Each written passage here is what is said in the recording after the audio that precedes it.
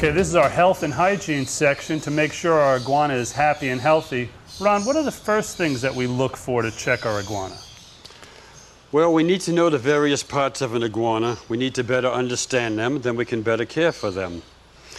Iguana has a very long tail. Sometimes it's 2/3 the length of its entire body length.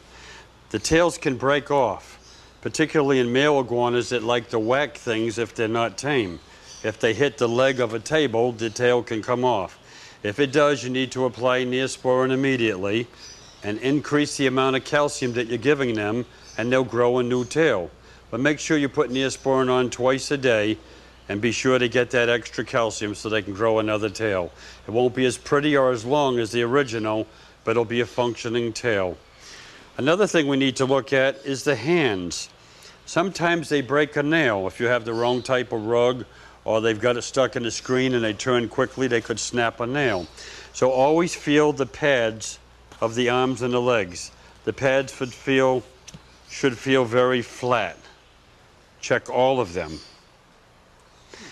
And be sure that you also cut the nails. We're going to show you how to do that in a few minutes. Check for any lumps on the body. If the cage is too damp or you don't have enough circulation or ventilation, you see little gray or black lumps. These are bacterial infections. It'll appear as a bump. It's a little cap and the bacteria is active under the cap. Once it gets into the bloodstream or the flesh, what's going to happen? The infection will become systemic and then you need a veterinarian. Now, another thing you need to look for, we call this the pelvic girdle. There's two bones there. You should be able to feel them, but not really see them pronounced.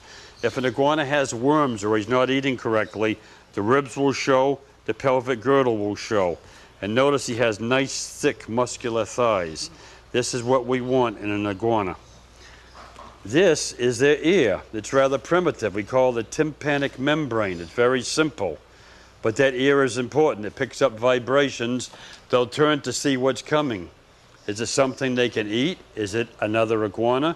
Or is it an enemy? So the ear becomes very important. These scales are usually larger in males than in females. And we need to keep them nice and neat.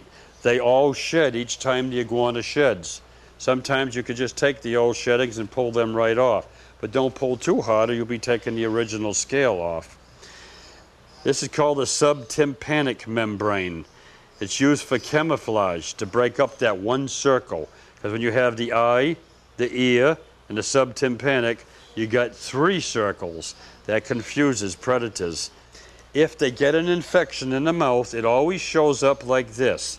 The lip will be open a little bit. It could be in the front, but usually it's towards the back. And it'll get wider and wider, and the infection will grow. If you see that that lip is not sealed perfectly all the way around, then you need to inspect the mouth. We want to examine the mouth. If you see that the lip is down, they don't like you fussing with their mouth like that, then you want to look inside. If it's just a particle, you can take it out. The way we do it, hold them firmly against you, put your thumb on a dewlap, pull down a little. When the mouth starts to open, you touch their sensitive spot, very gentle, and then they'll open. Then you can look in the mouth. You can check the glottis pipe, which takes in the air, the Jacobson's organ in the roof of the mouth. You can check the teeth, and an assistant can take out a particle that's sticking in there.